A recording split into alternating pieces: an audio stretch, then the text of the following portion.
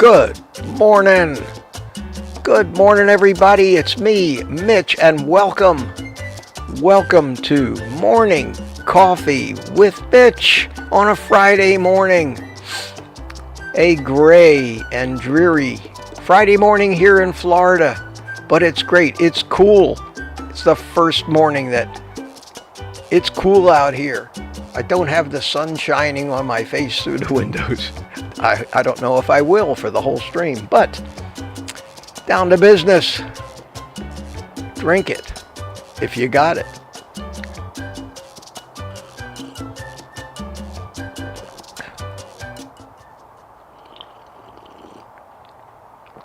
And, that's good. Enough joyous music for this morning. Good morning, everybody. Good to see you. Good to see you. I see that I'm live on Rumble. Glad that worked. And I am live on YouTube. So, the chat is rolling by. Ellen is in the penthouse, waiting, waiting for me to get to her. But before I get to her, I just wanted to pose a question, and maybe I should wait till later. I think I'm going to wait till later when more people are in before I do this. So, having changed my mind this early, let me bring Ellen in and say good morning. Hey. Good morning. How are you? Let me get my coffee cup. Cheers, everyone. Good morning. Oh, yeah. That's a good excuse. Good morning, Mitch. Well, I'm doing okay. I'm a little discombobulated this morning because I'm having a few tech issues. My good keyboard didn't work, so I've got the big clunky one. So if it makes too much noise, let me know and I'll mute my mic. Okay. But otherwise, it's Friday and I'm great. Yeah, it's Friday, and Ellen and I always talk maybe for 5 minutes or so before we actually go live, so that I can make sure that her technology is working properly. And I talked about the fact that, and I guess there's enough people here to talk about it to take a poll now. We got almost 60 people in. We got 5 people over in Rumble. Like I've always said, Friday mornings, Ellen, are a little slower on these live streams. I don't know if people are getting ready for the weekend or what, but we'll see. We'll see if the people out there don't prove me wrong this morning. But I got a nice email, and it was one of these constructive criticism emails, and I know a lot of you people know how I react to criticism and are afraid. But don't be afraid. I always welcome constructive criticism and anybody's opinion on ways that they think I can maybe improve the format of what we're doing and make it more appealing or make it more informative. And when I told Ellen about it this morning, she said, "Yeah, I've heard that as from one other person as well." So here's what, and I won't mention any names. I don't want to embarrass anybody, but to whoever suggested this to me, thank you. I always appreciate people that want me to succeed more and want my efforts to pay off. And if I disagree with them, I will, still be kind and talk and maybe answer with the reasons why, but thank them profusely for caring. And that's what it's all about. At any rate, this suggestion was that maybe I shouldn't spend as much time every morning saying hello to people. Because people who watch the replays, which are most of the people, I get, by the time the stream is over, maybe 130 people at any given time, but a total of probably 300 or 350 people have chimed in and not stayed for the whole stream. But then over the course of the day, I might get 800 or more people watch the replay. And the comment was that they come in here to watch the replay to learn something, to hear my views and opinions, not just to sit through me for 20 minutes saying hi to people, because I know how much people like to see their name up on the stream. So if you would do this for me, and Ellen is ready to kind of keep an eye on the chat and tally up your opinions. Do you either just say keep it the same or do less? Either one of those answers. Keep it the same or do less. And you are the people that are always here first, the people who are my most fervent followers of this morning live stream. You are the people whose opinions really matter to me and who I'm doing this for. I'm doing this primarily for those of you that are here. Let me know. Let Ellen know. And so far I'm looking at it, and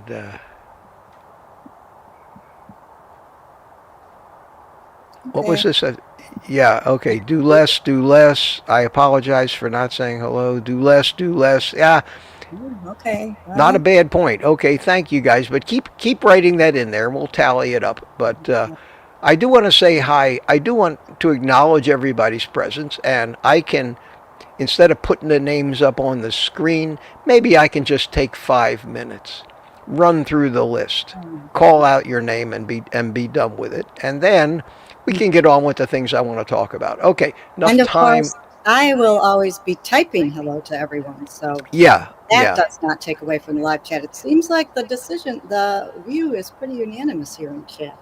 Yeah, it says keeping it the same is okay for a live stream, but the other videos are more content focused. And since we do this every morning, if I only did this once in a short while, I would see. I think I'm going to be leaning towards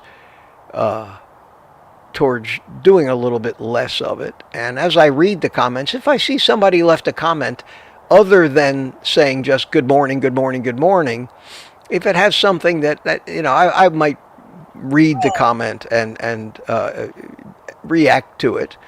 And I think that's more what Kiltsy does. He doesn't just say good morning to everybody, but he does go through all the comments, puts them up on the stream. That's a good idea. Or reading a comment if somebody says something. Yeah, if they say something or ask a question or something like that. But what Kiltsy doesn't have is he doesn't have an Ellen. He doesn't have a secret weapon up there trying to make sure I don't miss any of the questions. So, all right. Thank you, guys. Yes, thank you, everyone. Just wanted to get that out there. Over on Rumble, we have Mike Seeley Sr. chimed in, and we have Mike Seeley Jr., and we have Rod Weeder, always comes in there, and No Slow. Good morning from Raleigh, North Carolina. Okay, good morning to you. So let me start saying good morning to people, and I'm going to do it in a different way today. Well, no, I can't do that. I have to have it, so I have to do it in this chat. At any rate, Peter Papa Carnivore was, of course, the first one in. And then I'm going to run down to when I'm going to run down to when the chat just started, and I see the problem on that thing is I have trouble reading the dark green. I'm going to do it. I'm going to do it over here in the regular chat where I can read it, And let's start with Granny Boo 2, good morning. Nancy Reed is here, and Sandy Blythe is here. CB Carmack, good morning to you. Wayne Herman. Greg Smith is here. Wow, all the usual suspects. Eddie Edwards, good morning. Patty Molden. Mike Seeley from Tampa. Matt, B-Matt is here. How you doing? Rick from Miami. Charger Mopar. Mama Bear, good to see you. Dixie Scott. Jeff Streslike. Good morning. Good morning. Sue Hall, how you doing? Crazy Horse is here. Proud American. Greetings from the Atlantic Ocean on my way to Ponte Delgado, Azores, Portugal. Wow, that sounds ambitious. Dixie Scott, Laurie's Carnivore Story says hello. Satya, good morning to you. Life After Carbs is here. P.O. Henriksen. Ellen is all over the place. Sybil V, how you doing? And All right, now we're getting down to some repeats. And Charger Mopar, Sybil again.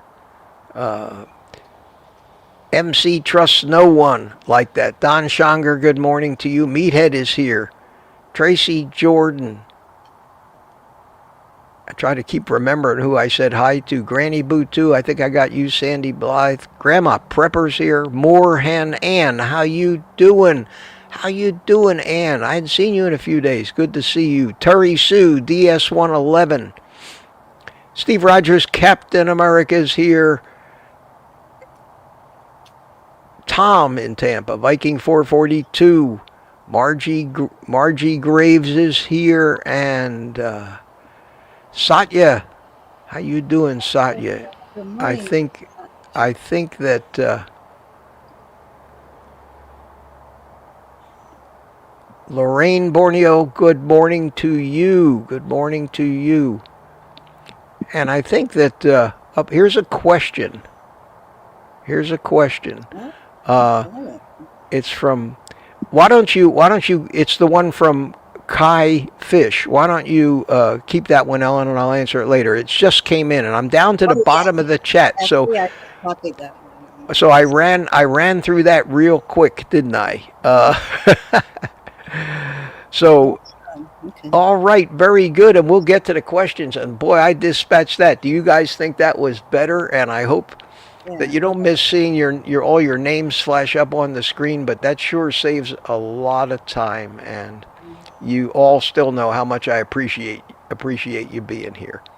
Ellen, so let's do this. I've got a few things I want to talk about first, and then we'll get to the questions. And I'm hoping that the stuff I want to talk about people will deem important enough. Okay. Can I say something quick before I go up to my penthouse? Sure, absolutely. Okay, how many people were? I think we have a lot of people in the chat that were. We have like 91 now. Yes, and a lot of people that were here last night, because this is related to that. Oh, the mailbox. Yeah, the mouse. You got a mouse in there? Oh my God! How? I have 2 mice. 2 mice. Oh my God. 2 mice. 2 mice in my live house. Now, what are you going to do with them? You're not going to feed them. You're not going to make them pets or anything like that, are you? No, I'm going to go over to those people that annoy me and let them know. I'm just kidding. Yeah, no, you should. You should. There you go. They won't annoy you again. And in fact, you ought to put a big red bow around their neck with a note that says "Compliments of Ellen." Yeah, nobody's gonna want to get on my bad side. Yeah, exactly. Yeah. Anyway, yeah, I'm gonna drive down to the park as soon as this is over. Okay, that's great. A nice woodsy area. Yeah. I'll tell you what, the mice that you catch are the luckiest mice on the planet. At least you don't have a house cat that takes off after them, you know. Well, then I wouldn't have to deal with them. I know that. Anyway, okay, I just. All right, Ellen, we'll put you up in the penthouse, and I will start talking here.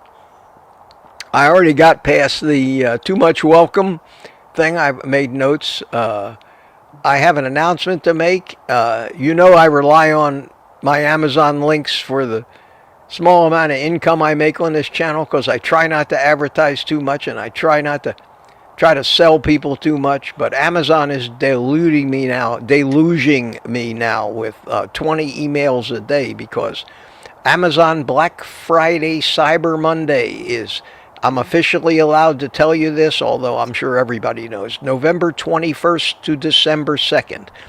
Throughout that period of time, they're going to be sending me texts all day long saying the product on your page is on sale for a limited time and the price is so and so, and I am going to make community posts and let you know.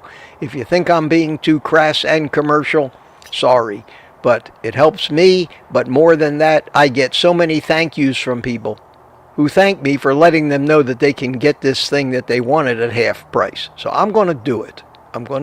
It is not obtrusive. You're not going to have to sit and listen through the Mitch Home Shopping Club on my live streams, but that's going to happen. And if you don't like it, Don't read the posts. That's the best I can do. But there are so many people that are looking for deals on these things that I'm happy to do it. And if you get them through the link that I put on there, then they pay me a small commission too. So I think it's a win-win for everybody with absolutely no downside, unless people go away because they think I'm just way too commercial on my channel. Enough said about that. Ellen, our coffee cups have shipped. They are on the way. Oh, very How long it takes the United States Postal Service to get them here or get them here unbroken is anybody else's business. But I imagine that they know how to ship these things or have certain packaging so that they usually come through okay. So if ours are on the way, then that means everybody who's ordered them so far are on the way. And the coffee cups are going to be cool. And I'm going to show them off every day. And you're going to want one. So I'm not going to talk about them today. Next thing on my list is that yesterday, Donald Trump appointed RFK Jr. as his Secretary of Health and Human Services. Yay. Which Sean Baker immediately jumped on with a 4-minute video saying he thought it was a great idea. I think it's a great idea, even though I think their messaging and plans fall way short of, like I said, the true root cause of all the real health problems in this country. I think that anything and everything that they do needs to be done. And if they can come in there and sweep and clean house, and these people aren't going to go down without a fight, and anybody who thinks it's going to go easy, you just watch how hard it's going to be for Trump to even get his nominees through the Senate, which is supposed to be on his side. The Senate just elected what I consider to be Mitch McConnell 2.0 yesterday as the House, and no matter what he says he's going to do, I think that there's going to be enough resistance that it's going to be a battle. I think that every change that anybody's going to try to make is going to be fought by everybody whose reputation and income and corruption relies on things staying the same as they are. Nothing is that easy in government. So I hope I'm wrong. I hope I'm wrong. I'll be the first guy to say, God, am I surprised I'm wrong. I've never seen it happen before in government. I mean, Trump accomplished a tremendous amount in his last term, but look at what they tried to do to him. Yep. Look at what they tried to do. Look at the fight they put up and the bullshit and the fraud and the hoaxes they threw at him. You think they're not going to keep doing that? They're already doing that. Oh, yeah. Yeah. So while I have my hopes up that maybe they can fire a couple people that head up, the corrupt people that head up these big government agencies, these people are just making too much money, and they are going to do anything. They're going to lie, cheat, steal. They don't care who gets run over in the process. They're horrible people, horrible sociopaths. The deep state, they call them. And it's so deep and so wide. It'd be like trying to drain an ocean. He's talking about draining a swamp. I'm talking about draining an entire ocean. And it's going to be interesting. It's going to be interesting. So that's enough political talk. I wish Robert F. Kennedy a swift confirmation. I think he's might be one of the easier ones but I think the FDA, the USDA, the CDC, and all the other government agencies that have anything to do with health and drugs the big pharma's going to put up a fight against him like you can't believe. Big pharma stocks dropped like crazy yesterday just on the thought of this guy getting in there. They know that all of their cronies in government, if he has his way, will be gone, and they're going to have to completely change the way they do business. They may even have to start researching products that actually cure something instead of wire us up to lifetime expensive treatments for chronic diseases that can be cured by just eating meat. Just eating meat. That's the thing that makes me crazy, is the solution to basically everything. The root cause is just eat more meat. You don't have to be a carnivore, but at least make the majority of your diet from meat. Anyway, people are buying me coffee. Thank you so much. I hear some ka-chings, and I got And there's no names on them. One of them says, "Oh, they bought me 2 cups of coffee." Same person with the same message. I don't know if that was a mistake, but thank you. And it's someone. So they didn't put their name in there, but it says, "Thanks for all you do, Mitch," with a heart. Oh, that's Well, nice. thank you. Someone. Thank you. Thank you so much. Appreciate that. Always, always appreciate that. And I still have some coffee here, so that's a good reminder. I will drink my coffee. Mhm. But that is, and we're going to get to the questions today before the top of the hour. So I hope my new hurry up through the stuff I want to talk about. I hope the stuff I'm talking about is at least interesting to you. And the last thing I wanted to mention is the private community last night was in rare form. We had we had an absolute It was great fun. we had great fun. We had people coming in and going out. At one time I had what, 8? We had 8 people on the round table. It started off a little slow, but man, and I was tired. I was so tired. I worked so hard yesterday on so many different projects that I was really tired. We had a great time. So I want to thank everybody. I know a lot of you are here this morning. I want to thank everybody that actually came and participated last night. It was a good time. And I, even though I was a little tired and had work to do, which I did get done, by the way, afterwards, I got it done. I didn't want to keep it going after 2 hours. 2 hours was enough. So had a good time. Thank you all. Okay, Ellen, there we go. We have plenty of time. So now that I've made all this time to be informative and talk about your questions, ask something. Okay. Wow. All right. Wow. How about that? How about that? Well, That we was already, Mitch on amphetamines or something, it seemed like. yeah. Wow. Already. Well, we have some questions coming in already today, so Good. I will Good. just but here I'm going to just take a quickie one out of order. Otherwise, I usually go in order. Our good friend DS111 says he has his Miller pan coming tomorrow, which I just love that pan. Oh, And, yeah. Yeah. and I am not endorsed by the pan or Mitch. Well, No, it's the it's greatest not. frying pan for 20 something bucks if you get it on sale, and even 30 bucks if you don't. It's still, It's changed my life. I've never been excited about a pan. I know. Anyway, It's I'm crazy. digressing. I apologize. Link on my page, by the way. Yes. Yes. Yes, which I will post when I'm done. Anyway, but the whole reason I brought this up is not because of the pan itself, but he said, "Can you autograph it?" So, wow.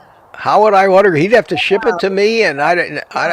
I mean, said, I could, what? but that's a little Yeah. extreme. I said, "What an idea!" But we'd have to work something out. So we'll have to think about that. Yeah, DS. that'd be interesting. For That'd now, be interesting. yeah, you're going to have to come to Florida and Yeah, we have a lot. We have. go get to Mitch and have him sign. There you go. Yeah, we have 22 people in the Rumble chat, Ellen, That's great. Hi, and not in the chat, but in Rumble. And I have the Sealies are going, and then I have God, K-E-T-E, Keat. I never heard that name before, but that's what it says. Morning, Mitch and Ellen from Godfrey, Illinois. Southern Illinois. Yeah, Oh. good. Welcome. Okay, glad to see Okay. people are watching on Rumble. Yeah, that's great. Well, now we'll get to the serious questions. Okay. Okay. Sybil V asks if you have any tips for helping a stubborn elderly parent go keto for her brain health. No. Yeah, No. that's No. You're when you have a stubborn elderly parent set in their ways, you can't change them. They're not going to change. All you will do is alienate them where they don't want to talk to you anymore. I mean, that's just a sad fact. Not only do I believe that, but I've heard Ken Berry say that many, many, many times. Once somebody thinks you're crazy, thinks you're killing yourself, that they know better, they're old, they're sick, they're addicted to that stuff, and not only addicted to the foods, but addicted to their routines, addicted to their doctor's visits, addicted to everything. It's sad. It's sad, but you just have to say, they had a nice life. I'm just going to do whatever I can to make them, more comfortable and happier for however much time they have left. Otherwise, you're going to lose them. You're going to lose them. Yeah, that's a wise answer, Mitch. And I think, yeah, it's a sad answer. It's a sad answer, but we can't even convince most of the young people, that are beginning to discover they're pre-diabetics, or they start, getting into their 40s and 50s and everything starts falling apart. We even can't even convince those people, and none of those people will even be convincible until the message at the highest levels basically admits we're not crazy, until they start demonizing meat. That's one of the most important things that the message needs to include, from high on up in the government and Casey and Kaylee Means and RFK Jr. They need to start every speech with, you've been misled for the last 100 years. Meat does not cause diabetes or cancer. Animal fats and saturated fats are not clogging your arteries. You have been had, and that message needs to be blasted out to people, and that they need to be eating more meat. And when we have that message coming from them, because everybody knows we shouldn't be spraying pesticides and glyphosates on plants. Everybody knows that. Everybody knows that the drug companies, what they're doing, that's not a surprise, that they're trying, to capitalize on the fact that people are sick. They all use the word root cause, but they're all missing the real root cause. The fact is, we as a human race are not eating what we evolved to eat.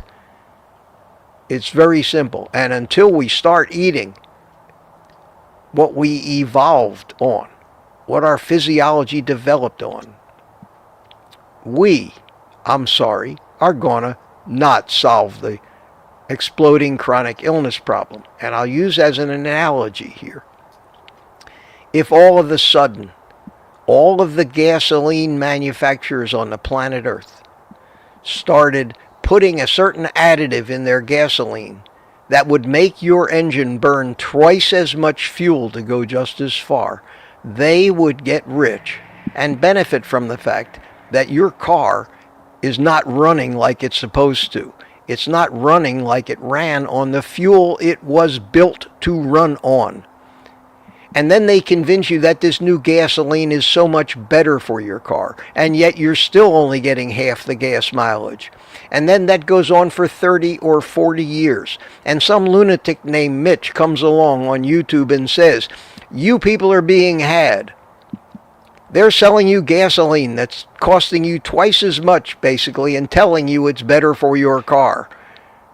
You need to be using gasoline the way it used to be 40, 50, 100 years ago. And people say, Mitch, you're crazy. Everybody knows this new gasoline is much better for my car. Until that lunatic message of you're not running your car on the gasoline it was built for, until people start hearing that and considering it, and it starts filtering its way back into what's called the conventional wisdom, the root cause of the problem people are having with their cars will never be solved. It's that simple, and I hope that analogy really, really makes it clear, and also points out how passionate I am and how I'll continue to stand on this lone soapbox of mine, trying to shed light on the reality of it. We as animals need to run on the fuel that we evolved on, that our physiology and all of our systems and pathways evolved to handle, not the crap, the high profit crap that costs us twice as much and makes us sick, that all of the corruption in industries and big corporations that make money off of it keep trying to gaslight us into thinking that that's really the healthy stuff. and that food your species has been eating for 2 million years, don't believe your lying eyes. I'm sorry. There you go, Ellen. How's that for an answer to the question? Thorough as always. Oh, God. Okay. Okay. All righty. Next. Take that. Take that. Okay. In fact, Always deliver that the calls answer. for a celebration. That was such a great answer. That answer may even become a standalone video. So watch out for that, because I think, Hey, that's not nice. that I get a big audience, but I think everybody should hear that one, because it is a simple comparison as to what they have done to us as a species over the last 100 years with their bullshit food, or what they call food. It's crazy. At any rate, now I'm going to get happy. I need to get happy now, because I got myself a little passionate about that. So, everybody get the move. Every- The lymph flowing. body, Ellen is dancing. Yes, Ellen's dancing, and I want you to please excuse me while I light up my cigar.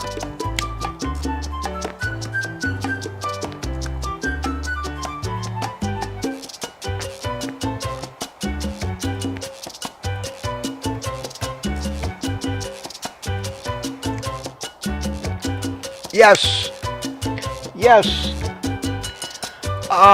Now I'm in a question answering mood, and we are only at a little after 9 o'clock, so we've got plenty of time. And let's fade the happiness down a little bit. And okay, Ellen, I'm ready. Okay, next. Hang on just 1 second. Okay. Catfish, who is from Ecuador. Okay. So I'm just going to read this. So again, English might not be her first language. I had blood run here in Ecuador. All was good except my cholesterol.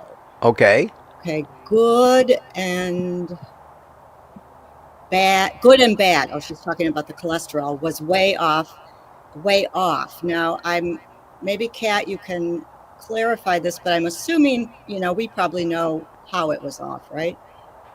The usual pattern. They said I need to eat veggies and fruit, and no carbs. So, Yeah, of course. Yeah. Okay. No carbs, though. Maybe she means carbs, like I said. Maybe English. What the hell are veggies and fruit? Right. So anyway, veggies, fruits. You know what she. Yeah, I know the drill. Your LDL's too high. You need to have a statin. You need to eat healthy fruits, vegetables, and whole grains. You need to eat no meat, and you need to eat no fat, and you need to die. You made about me. Yeah. The similar runaround. Okay. Okay. So let me answer that, and I'll answer that generically, because I can't address your individual numbers or your individual, because I don't know anything about you. But I can tell you that what you're going through, it shows me that I don't care what country you're in, it's the same bullshit, just a different day. If you're doing carnivore correctly, I'm going to talk a little bit about lipoproteins, LDL, what they call cholesterol, which isn't cholesterol.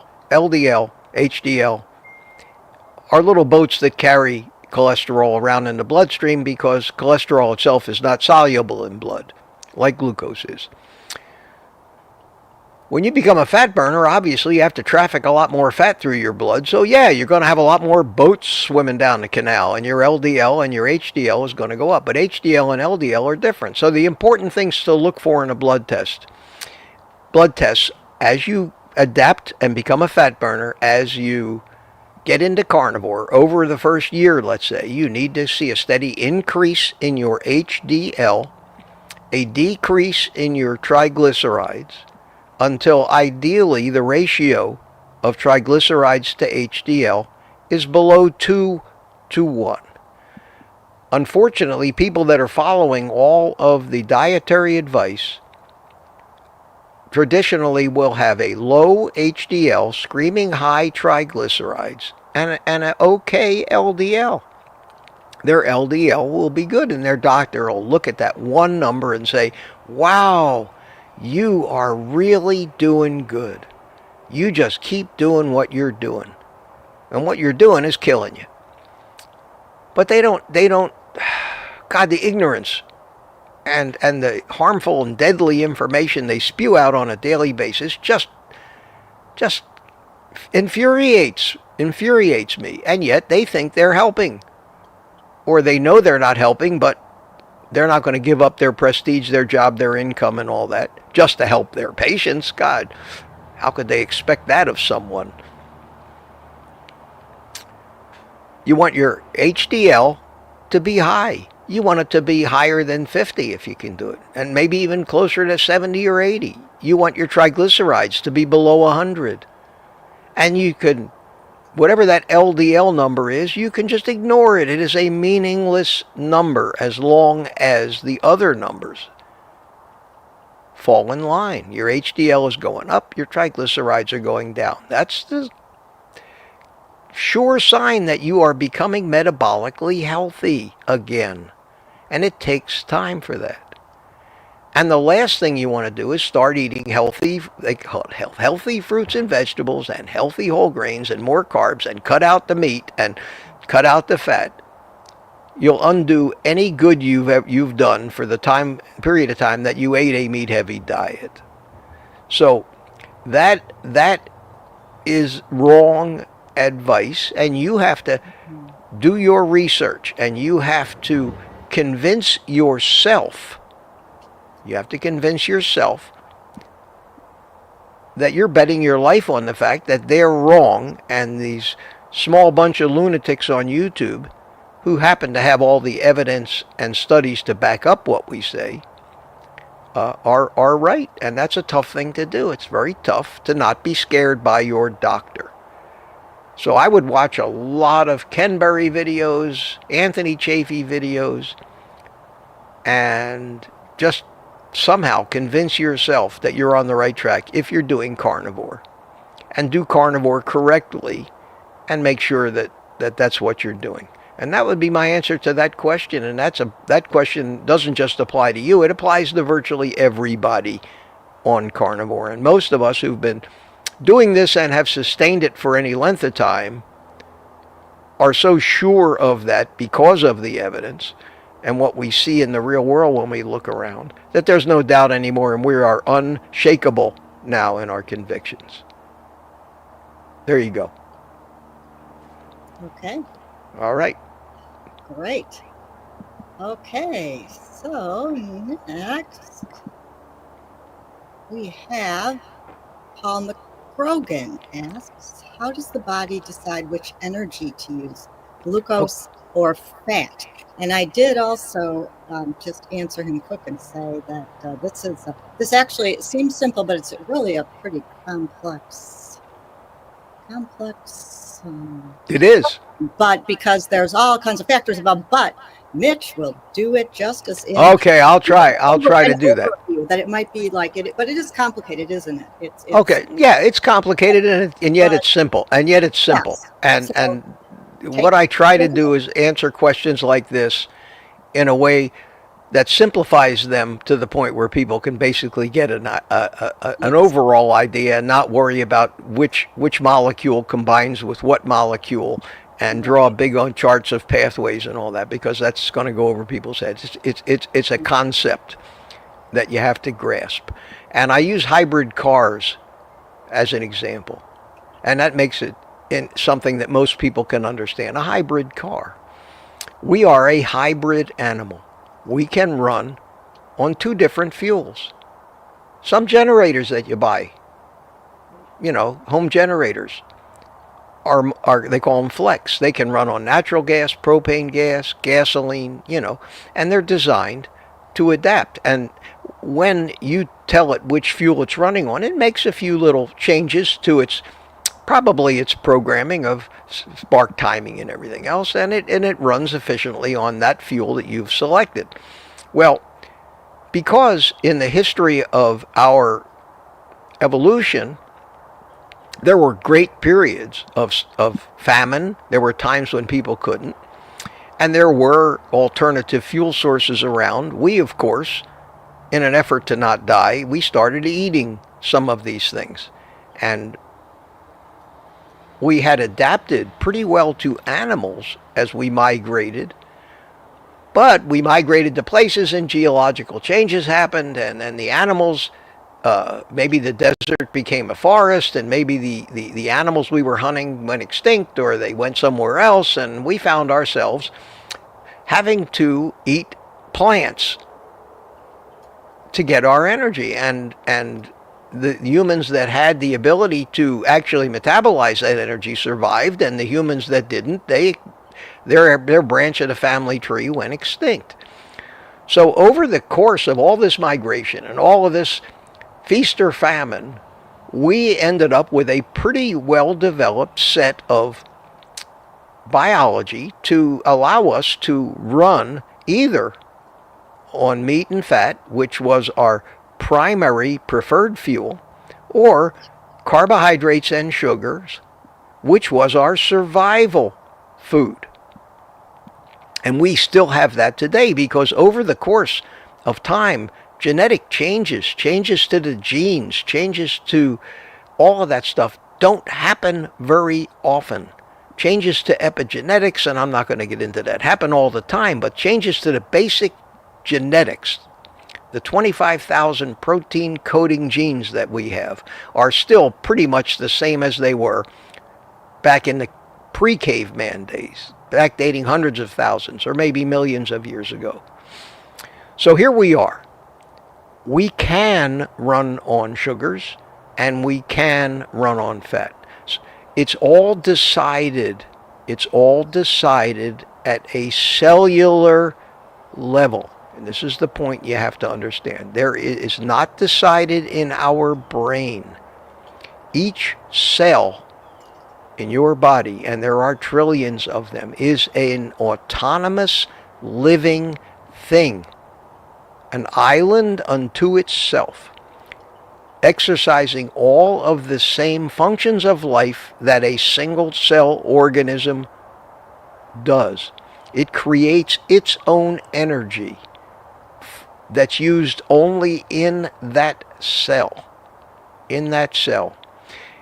Imagine you live in a condominium or an apartment building that has 1 trillion apartments and nobody ever leaves their apartment. Everything they need is delivered to them through a network of hallways. That's your bloodstream. Every instruction of whatever they need to do is delivered to them by what we call hormones or electrical signals along our nervous system. But the actual work of living day to day never leaves the apartment. And if the messages don't come, the people in the apartment don't know what the hell to do. If the food deliveries don't come, the people in the apartment die. But each cell regulates its own metabolism because it's creating energy just for itself. So here you have 1 trillion apartments. These people don't even know who their neighbors are. They've never seen their neighbors. They've never gone out into the hallway. They, as far as they know, they're the whole world. And stuff just comes to the door. The door are receptors on the cell walls that allow things in. They allow and give signaling. But each cell is a living thing. You are a huge condominium of individual living organisms. And in that cell, it looks at 2 things to decide which fuel it's going to run on. And that is, did I get a bigger sugar delivery today than I got a fat delivery? And if I got a bigger sugar delivery, then yes, I'm going to run on sugar. I got more sugar. We'll just send the fat back. We're not going to let it in.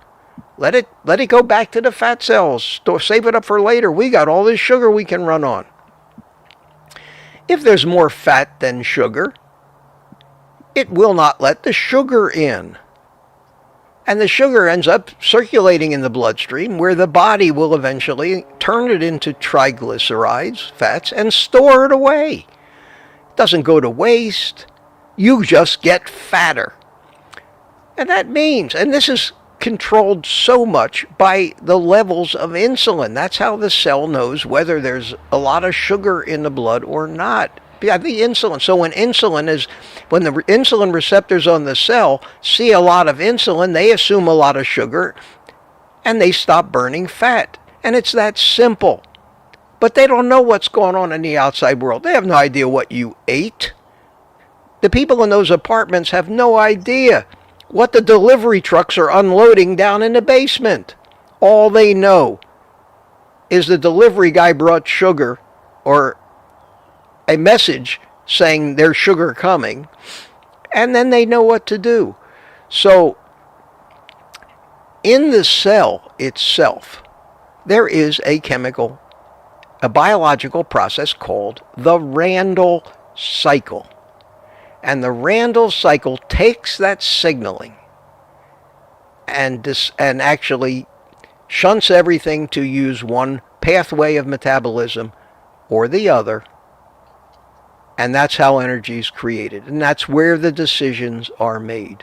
And the way to trigger it and the way to control that, where there's no doubt as to what you're burning, is don't accept the deliveries of sugar.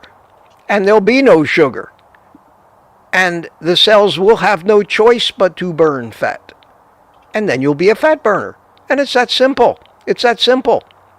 Because the people in those apartments, all trillion of them, only know what the delivery guy brought. And they either adjust their actions accordingly, or they die. Or they die.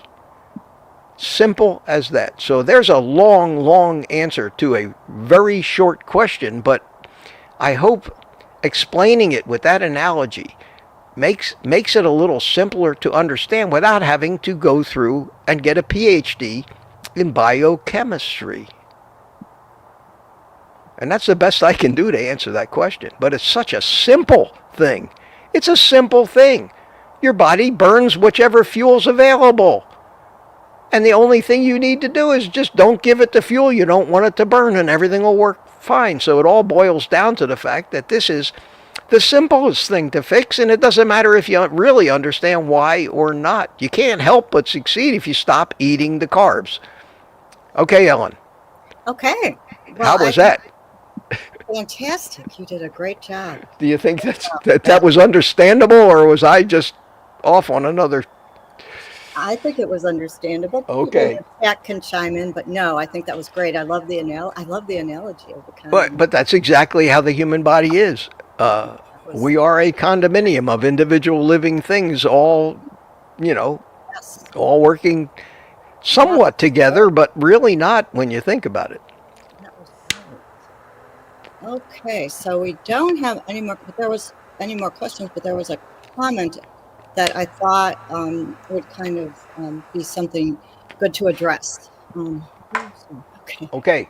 I have to get better. I forgot the name. I'll come up with the name later. But someone said, I am going, and I'll come back. We'll get the name. I'm going on my second month as a carnivore.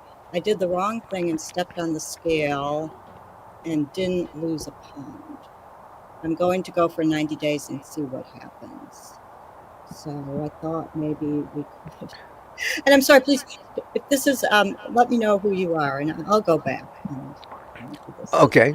That's kind of an issue that you might want to. That's not uncommon. That's not uncommon. You may have lost weight and gained it and lost it and gained it and lost it and gained it. Most of the weight we lose initially and going on carnivore is going to be water anyway. And it also depends whether you are heading up into the diabetes spectrum and have high insulin. Because let's face it, when you have high insulin, you're not going to lose weight. Your body is not giving it up. The insulin tells your fat cells to be in storage mode. And the reason it tells your body, because the insulin comes from the fact that you have eaten a lot of sugar. Now, maybe because you've been on carnivore for a month, it doesn't mean after 30 years of eating sugar, your body got the message yet that, hey, we're not living on sugar. It takes time. Everybody expects to see results the first 3 days. You're lucky if you see real results the first 6 months. You may see some hints at results. But you're set in your ways, whether you realize it or not. Your physiology is set in its ways. Your body has learned. Your epigenetics have all adjusted themselves to live that way. There are so many changes that take time. And gradually, the healing takes time. When you cut yourself, it doesn't heal in 3 minutes. It takes maybe 4 days, 2 weeks sometimes to heal over.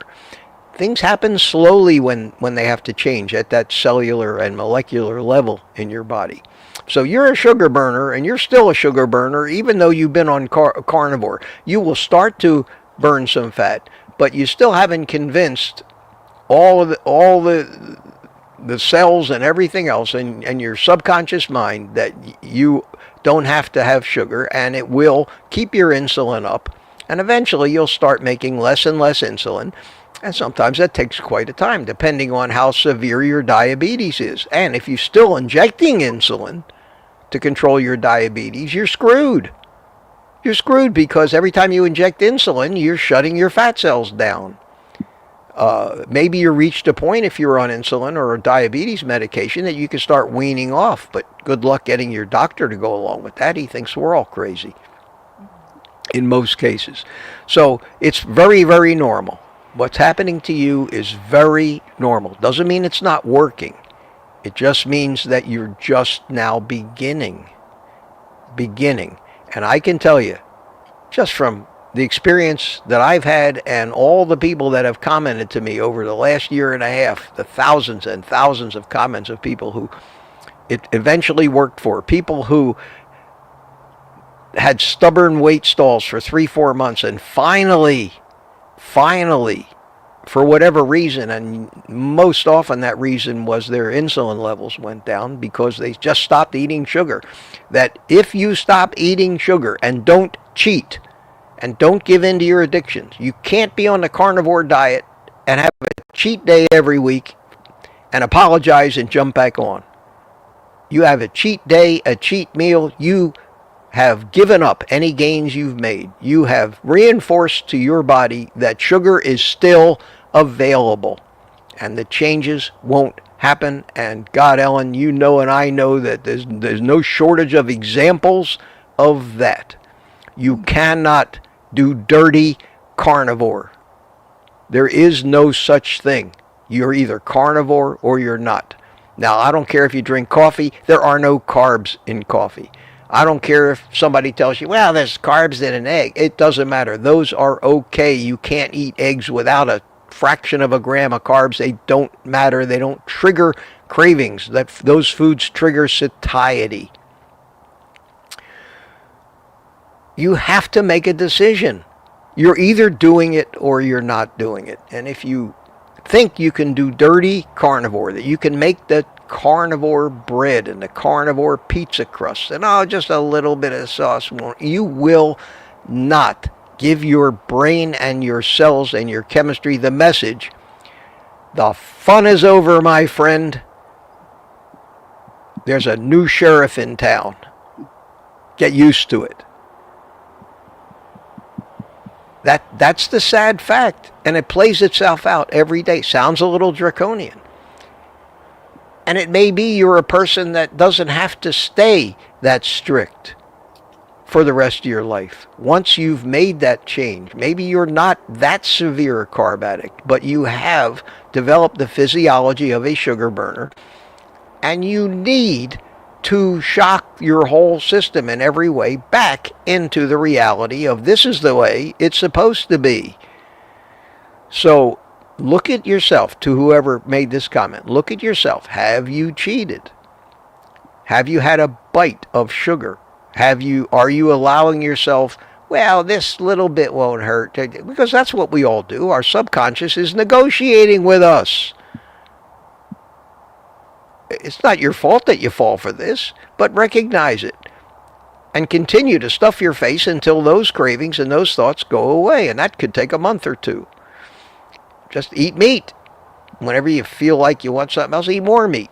And if you do that, you have a shot at actually succeeding. And if you get past a couple months, you're probably home free. Home free. So I don't know how to better say that than the message that I continually put out there every day. And that is, learn how to start carnivore. Don't cheat. No such thing. You cannot succeed if you keep negotiating with your subconscious that it's okay to eat the things you're trying to get it used to not having available. Because that's the sure way to force your physiology to change. Because we just went over why. And if there's no sugar available, your cells have no alternative but to have the Randall cycle, switch everything over to a fat burning metabolism. And it might take a while for your insulin levels to normalize. But that's why most people have stalls, is because even though maybe they're burning fat, their insulin levels have not normalized yet, so their fat cells are still locked away. And what they find in that phase is they're in fuel no man's land. Well, I can't burn sugar because I don't have any. I can't burn fat because my fat cells are locked up. Maybe that explains why I feel so bad and have so little energy on this carnivore diet. And then they come out and state to everybody, carnivore doesn't work. I went carnivore and it just made me tired and I had no energy and I felt sick. Well, welcome to what they call recovery. Ask a drug addict that's trying to get, or an alcoholic, how sick and miserable they feel as their body is taking weeks or up to a month to actually come to terms with the new sheriff that's in town. It's normal. It's why I tell people, throw away your scale. It will only sabotage any efforts you're making. It will only disappoint you, because we as a society and we as a human race have become so accustomed to accepting the fact that weight loss is the only thing that matters and nothing else. And we know on carnivore that weight loss is just a wonderful byproduct of getting healthy. And that getting healthy and getting back to a primal way of living, the way we are supposed to live, is what the real goal is. So instead of worrying about how many ounces you lost yesterday, no matter how many ounces you lost yesterday, worry about how healthy you're getting, even though you don't see any signs of it, because you can't help but get better unless something very basic is broken in your body, and it could be, but that would be a severe case of somebody very old that is unfixable at this point. And that doesn't happen to most of us. I think that I'm going to keep harping on that message. Stop concentrating on weight loss. I'm going to tell you something. You go to any place where a lot of carnivores congregate, and Ellen, you were at Kerry's up there for his meeting. Yes, how many hundreds of people were there? Recently, there were 150 people. Okay, how many of those people do you estimate had been carnivore for over a year? Oh, I mean faithful carnivores that you've carnivore for over a year. I really don't have a good handle on that, because of the way it was set up in the movie theater, there was not a lot of interest. I'm going to say 50%. I don't know. 50%. Okay, well, let me ask you a question. If I had to ask you how many people in there were obese and how many were thin, what would you say? I would say the majority, it was 75% were not obese, or not overweight. I would say, normal. So the ratio of thin to obese was way less than the national average. Absolutely. In this country. Okay. If you just saw that movie theater full of people, because that's where, it was in this theater at the beginning, it would have been very different. Okay, so that in itself is a kind of an epidemiological study that shows you that when you take 100 carnivores and put them in a room, There's going to be many more of them that are thin than fat. And the likelihood is that the fat ones are new carnivores or cheating carnivore or dirty carnivores. And that pretty much every one of the people that follow it faithfully don't cheat. Virtually 100% of them, if they've been doing it for a year or more, will be at an optimal weight, because you can't help but have that happen. So if you know what the eventuality, if you know what the eventual outcome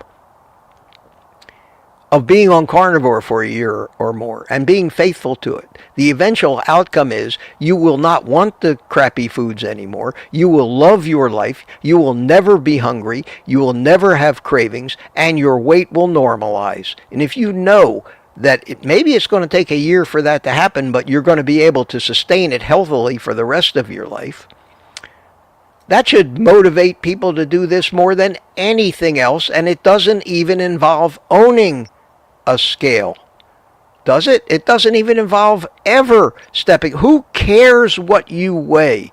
You can't control that. The only control you have is what you eat.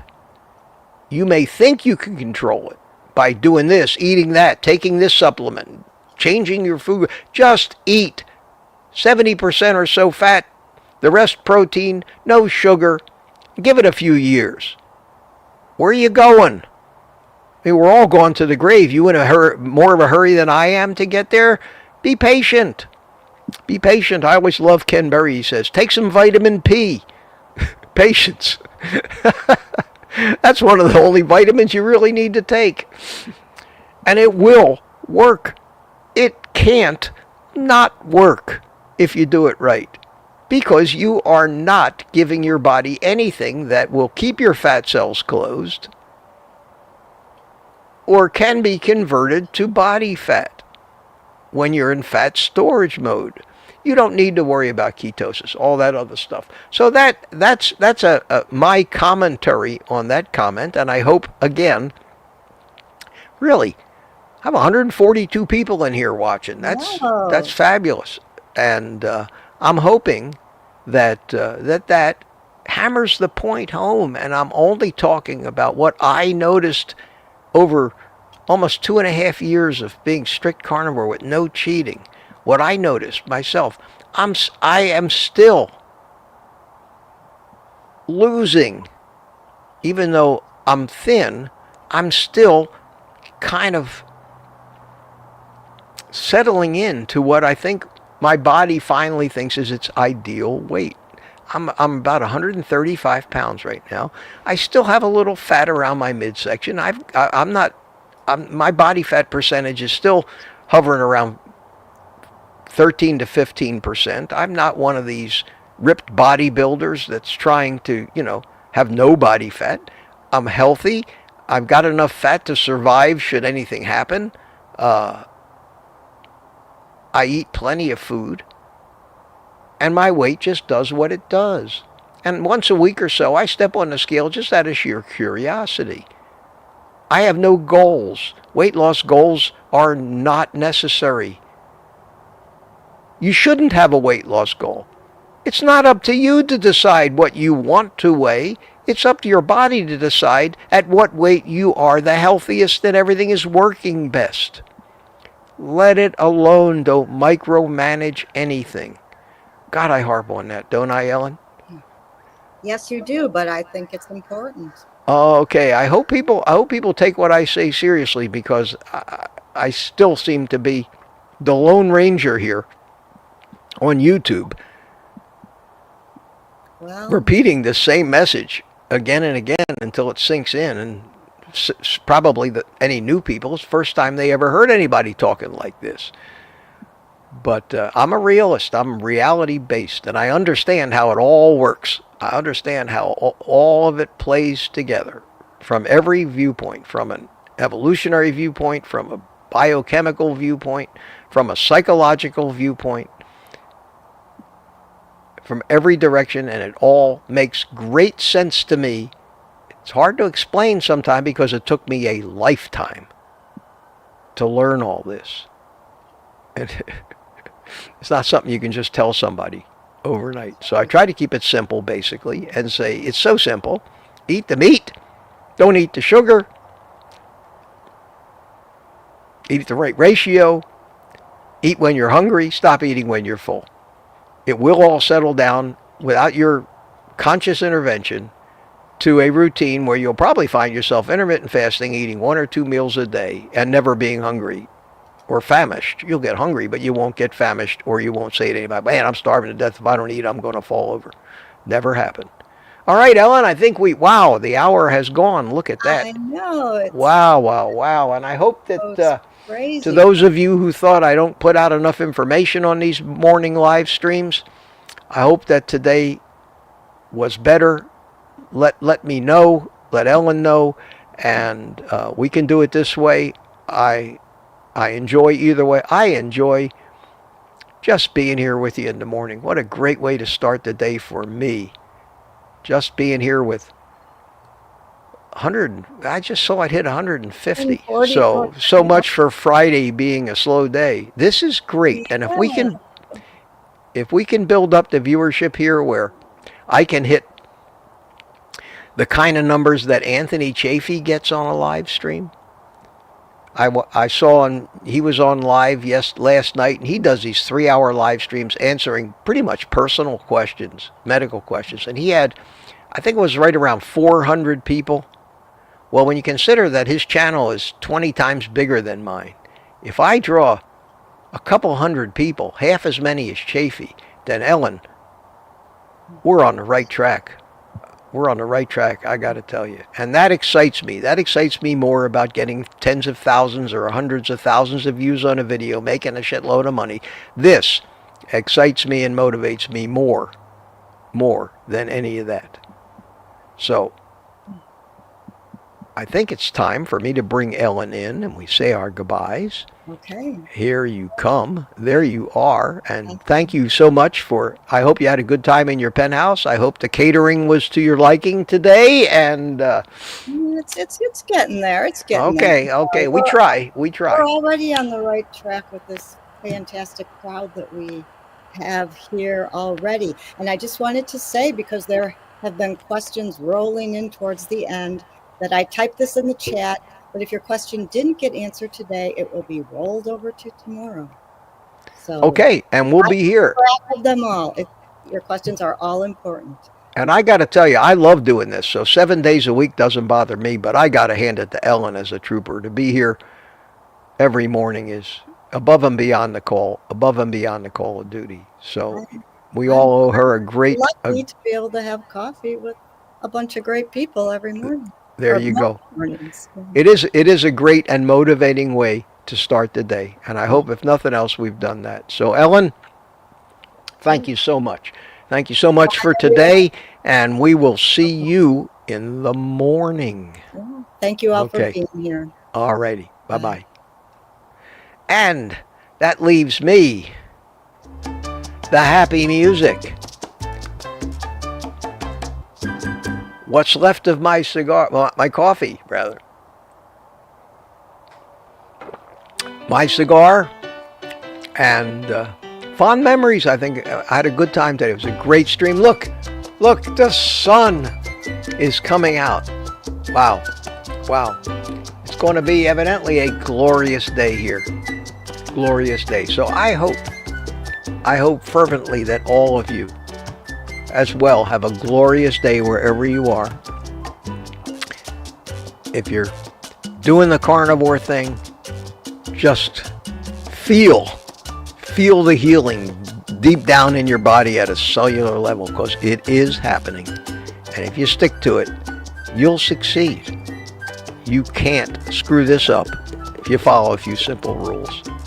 So with that, my friends, I will see you tomorrow morning at 8:30 Saturday morning. And until then, take the rest of the day off and eat meat.